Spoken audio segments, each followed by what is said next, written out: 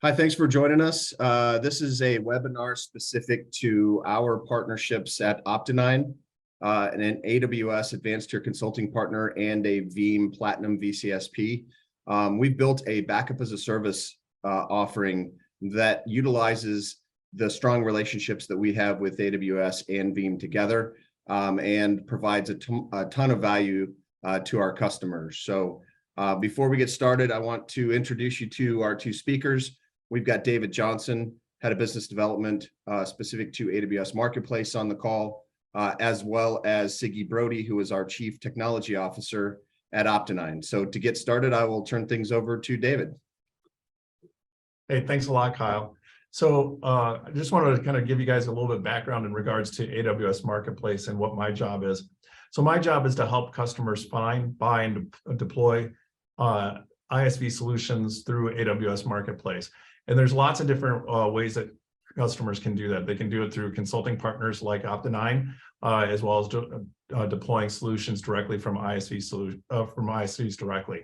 So AWS Marketplace is a way to get the software solutions that you need to really impact and help your AWS environment. Thank you. Thanks, David. Now I'll turn things over to Sagi. Thanks, Kyle. Thanks, David, for joining us. So a few high-level statistics on Opti9. As Kyle mentioned, we are an AWS Advanced partner, as well as a Veeam Platinum VCSP partner. We have infrastructure located across the globe. We have multiple offices within the United States, North America, and we hold a number of compliances that are relevant to our customers, such as SOC 2, HIPAA, and some related to the federal government as well. The services that we provide are generally going to be centered around the management of infrastructure, typically for production workloads, and those are hosted either within AWS or within private clouds, or BCDR services, such as managed backups and managed disaster recovery. Around those services, we can assist as far as getting workloads into those environments through migration services or even through some application modernization. And we also obviously offer ancillary services around strategy, backing up those workloads, and various storage offerings. So we have been working with both AWS and Veeam for many years, and our tagline is right cloud, right workload, right time. And while we feel that Veeam is the best data mover that's out there for getting workloads on-prem to various public clouds, we feel like customers certainly need options when it comes to where they want to store that data. We've noticed that a lot of our customers have an affinity for using AWS for the backups, mostly because of the breadth of services and resilience within the AWS ecosystem. And so therefore, we are providing our managed Veeam service regardless of where our customers want to send the data. If they want to send it to Opti9's infrastructure, that's fine. That makes sense for some use cases. If they want to leverage their AWS relationship, their AWS EDP, no problem. We will continue to support that and take full ownership of that as well. Within our team, within Opti9, we have various levels of expertise when it comes to Veeam. As I mentioned, we're a Platinum Cloud Service Provider. We are a competency partner for every program that Veeam has available. We also happen to be the only Veeam service provider that is also a technology partner, and that's regarding some specific ransomware and malicious activity detection that we built called Observer, which I'm going to show you in a little bit. It is anomaly detection specific to Veeam, and because of that, Veeam awarded us as one of their technology partners. We also have various other Veeam certified engineers and multiple Veeam Vanguards on staff as well. So likewise, when it comes to AWS, as I mentioned, we are an advanced tier partner.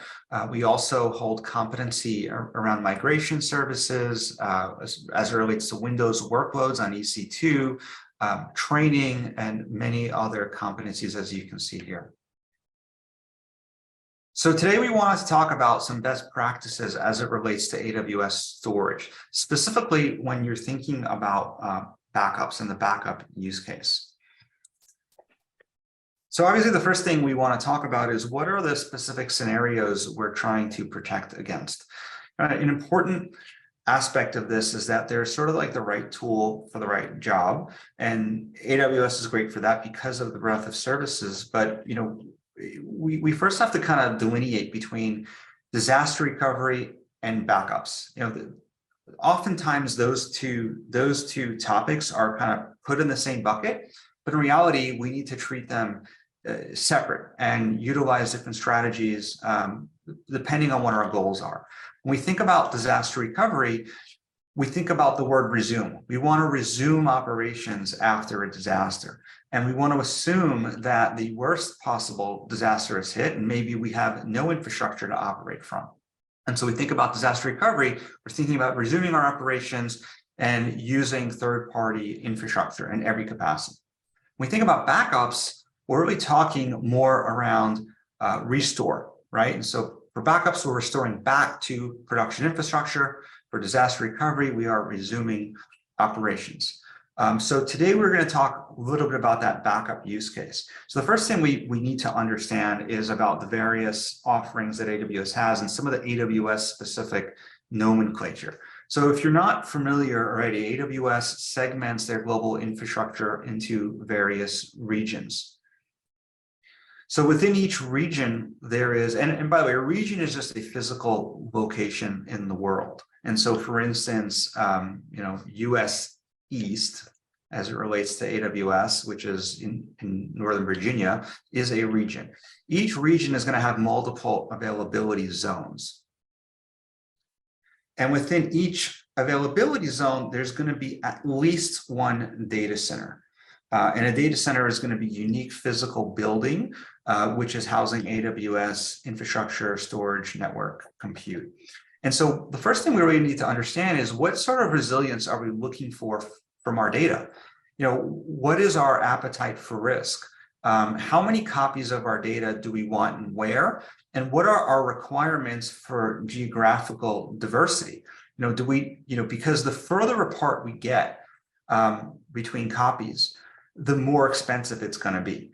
And so if you're fine with having all of your data in one availability zone with multiple buildings that just happen to be within a few mile radius of each other, then you don't need to replicate your data across regions or even availability zones. And so now you're going to be paying a lot less than if you decide, hey, I want two distinct copies of all my data, 500 miles geographically diverse. So, AWS is a huge tool set, and you can achieve any level of resilience that you want. But what is your appetite for risk, and what is your budget? You kind of have to work backwards from there.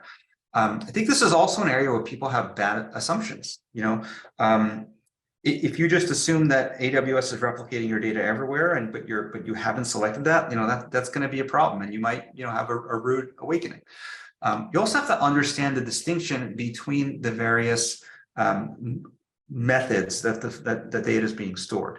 And so within AWS, we have the infamous S3, right, which was really the first object storage out there that everyone is sort of standardized from a protocol perspective. And so we have object, which is typically stored in S3. We have block. And think of block as just a method to consume storage via iSCSI. So think of that as like a replacement for your local storage. And then we have file, which is really for unstructured file data. And AWS has multiple services that can accept data in that way. And so what are we backing up? What are the methods to replicate it? What's the source, right? If the source for what we're backing up is file, we can send that to likewise file storage on the AWS side, or we can send it to object. Why would we choose to send it to like file? Well, if we're looking for a way to read the data in the way that we're doing at production, we'd probably want to keep it in that same format. And that really leans more towards a disaster recovery solution.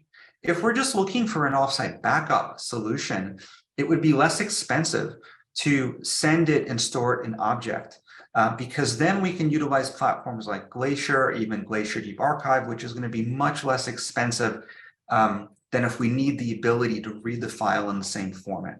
And the same goes for EBS. If the data we're protecting on the production side is block, let's say it's a VMware virtual machine, and we're using Veeam to protect that data, we certainly don't want to store it on block unless it's disaster recovery. If it is disaster recovery, great, we can use Veeam replication. If offsite backups is what we're looking to achieve for that restore functionality, then we would send it to object. In addition to using Veeam, AWS actually has multiple of its own methods and sort of offerings to transfer the data into and out of AWS.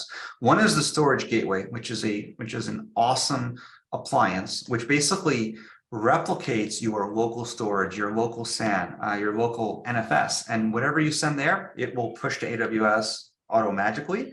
They have their Snowball line, and Snowmobile, which if you don't have a fast enough internet connection, they'll send you a physical device or pull a truck up to your doorstep and bring it back to AWS. So definitely no excuse for like, oh, I can't get my data there or back, because there's a lot going on here. So, part of the motivation for why should I send my data to AWS in the first place is, this all really comes down to, managing costs.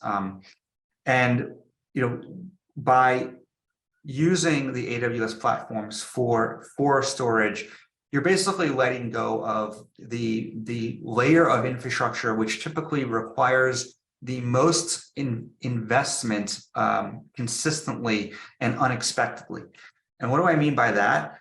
Storage has a natural tendency to grow constantly. It's never ever reducing. And so yes, there's a growth rate. It's predictable, but it's also unexpected, because oftentimes a business unit will come up with an unexpected use case that all of a sudden wants to balloon your storage 10x, or all of a sudden, maybe your company buys another organization that have a petabyte worth of data. And so it's very difficult to manage for that. Like if it's on-prem, right? What are we just going to keep, 2 more rows of empty racks just in case? So obviously the elasticity of AWS means that you can control all that without having to pre-plan for it. And because of all the different types of storage, you can specifically match your use case to the best-in-class storage, which is going to be the least expensive option that can possibly house that specific use case. You don't have to burn like SAN type of infrastructure to house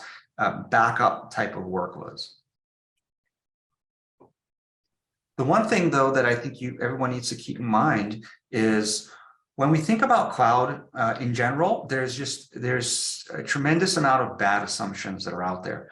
A great example of this is Microsoft 365, Office 365. People think they move their emails to the cloud and boom, it's in the cloud, it's secure, it must be backed up, it must be resilient. And that's really just not the case. It's not the case with Office 365, and it's not the case with almost any cloud platform. So the first thing you really have to understand is what am I responsible for moving forward, and what is the vendor, in this case AWS, responsible for? This is called the shared responsibility model. And here we can see that, let's say you were using AWS to store your backups. Well, AWS is going to be responsible for the resilience and the security of the cloud, the physical security for the facilities where the data is being stored, all the physical compute, the hardware, the firmware, doing patching when there's vulnerabilities for the software that's running the cloud. Everything that sits inside the cloud in your section of the cloud, or everything that sits on top of that platform, is your responsibility. So getting the data in, ensuring that you've configured the storage properly, ensuring that it's secure, ensuring access lists, getting the data in, getting the data out, ensuring that folks that shouldn't have access to your data don't have access. That's all within your realm of control. Now, because there is a lot to manage there, right? So we just spoke about, making sure that you're sending your data to the right platform with the right protocols and with the right software, and making sure that you are hitting the right buttons and configuring AWS in the way that your data is secure. It's an amazing platform, and you have all the control of the world. And for some IT teams, large IT teams, who have an appetite to take ownership and accountability of all of that, to ensure that they're not getting any surprise bills, or that they don't end up on the cover, of a newspaper tomorrow for being ransomware or exposing their data. Opti9, we offer a managed backups for Veeam solution, whereas we take full ownership and accountability of managing everything related to Veeam, and also ensuring that it's landing on AWS in a secure way, and that your RPOs and SLAs are being met. And so if you're looking to use Veeam, you're looking to use AWS, but you don't want to take responsibility for that, we will own all of that. Today, IT teams have enough on their plate. Every day, they're probably being tasked with new responsibilities related to security or endpoints or work from home. And the other thing is, as the world gets more hybrid, as the definition of our production workloads is no longer, one server and one data center, or even just AWS, as it's multiple SaaS platforms, public clouds, private clouds. What's happening is there is this complexity creep, and the more complex your IT stack is, the harder it is to manage. And so, outsourcing specific layers of your stack to best in breed is becoming much more popular. And let's be honest, backups is kind of low-hanging fruit. We can take that over, and it does not affect your production. Also, a lot of folks today, they don't want to be personally liable. Now we're seeing the government sort of hold individuals liable, like we saw it with Drizzly, we saw it with Uber. Folks are being held individually liable for not instituting these best practices. So this is a way for you to shift that ownership and accountability. So we offer fully managed Veeam for anyone who is using Veeam backup and replication. We don't care where it's installed. If you don't already own the software, we can sell you the licenses as part of that. And when we manage your Veeam, we will take full ownership and accountability of 24/7 monitoring, ensuring your jobs are finishing on time. We will set up RPO monitors per workload. We'll take ownership of upgrades and patches. We will configure the jobs in a way that is efficient. If you need, you'll have full self-service control of the software, just like you do today. But also, if you need help, if you want someone to help with the restore process, we'll take care of that as well. And so what I wanted to show you next is kind of like, well, what does that look like? If I was to pass ownership of my Veeam infrastructure to you, Opti9, what are sort of the additional value props that I get? Besides having a 24/7 team that I can just ask to do things, you'll also get access to our portal. And we built this portal over many years, and this integrates to your on-prem Veeam software or wherever it might be in an agentless way. It does not require any additional software, does not require a VPN. It uses Cloud Connect for SSL encrypted communication. And from here, you'll be able to see your data usage over time. You'll be able to understand what your bills might look like from a storage perspective on AWS. You'll also be able to see a long list of alerts that come directly out of Veeam, and understand which alerts will go to you that we feel like is related maybe to the physical infrastructure at your site and that we want you to check, and which ones will go to our NOC that we are responsible for 24/7. And then you can select which ones you also want to be notified about. So think of this as a dynamic RACI matrix where over time, dynamically, you have a full list of what your expectations should be for us to be responsive to. We also have independent RPO monitoring. And well, you might look at this and say, hey, well, Veeam sends out alerts, if RPOs aren't met, but we believe strategically that you really shouldn't use a tool to tell you when that tool itself is broken. If the server is down, you'll never get those alerts. If your email server runs out of disk space, you'll never get those alerts. And so our RPO monitoring is sitting on the outside looking in, and it's independent from Veeam or AWS itself. And you can configure alerts for RPOs based on, if you want to be alerted if a backup hasn't ran within 24 hours, and those will go to your team and ours. You can also look at this historically as well. We can also see all the alarms that we're seeing from your site. As I showed you before, these are responsive from our team, but you can also see all those in real time and historically here as well, and also choose to see which ones you want to be notified about. We also have in-depth retention policy violation alerting. And what this is a simple tool that basically shows you all of your workloads and how many yearly, monthlies, weeklies, fulls, and incrementals you have. Sounds pretty straightforward, but it's not always the easiest type of data to achieve when you have maybe multiple Veeam installs and without having advanced reporting like Veeam 1.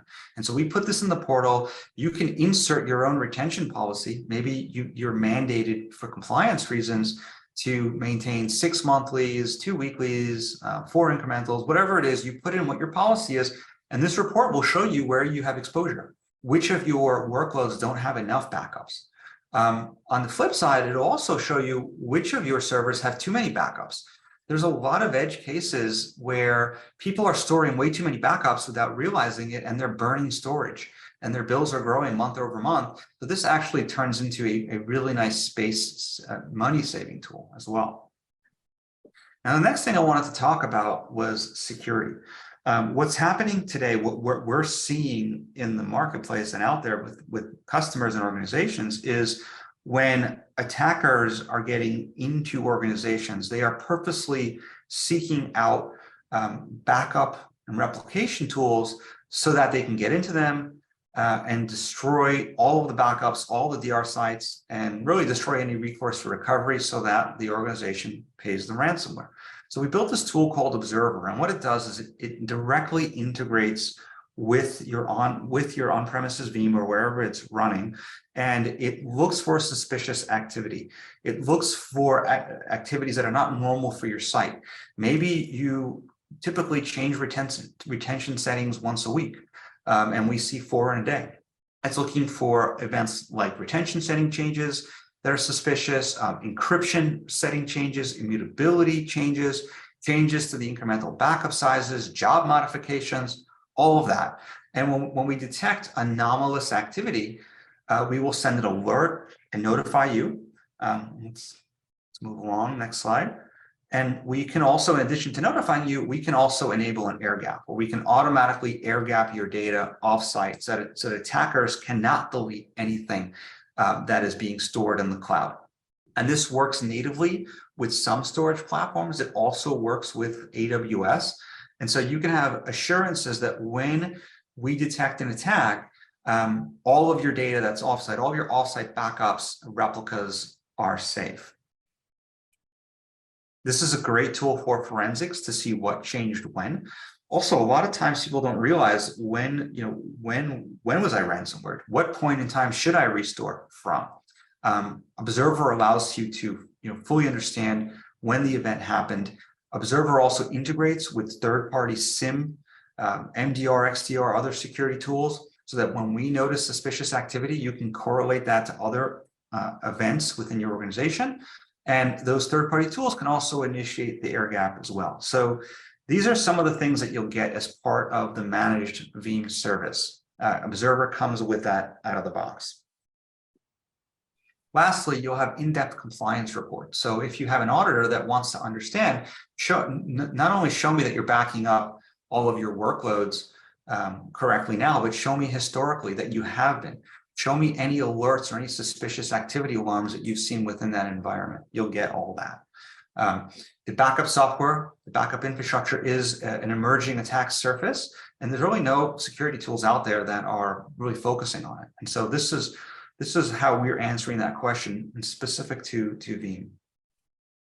Lastly, when we provide you with fully managed Veeam, because we are an AWS advanced tier partner, and we have all that AWS expertise on staff, not only are we going to help you with Veeam, we will give you the assistance on the AWS side too.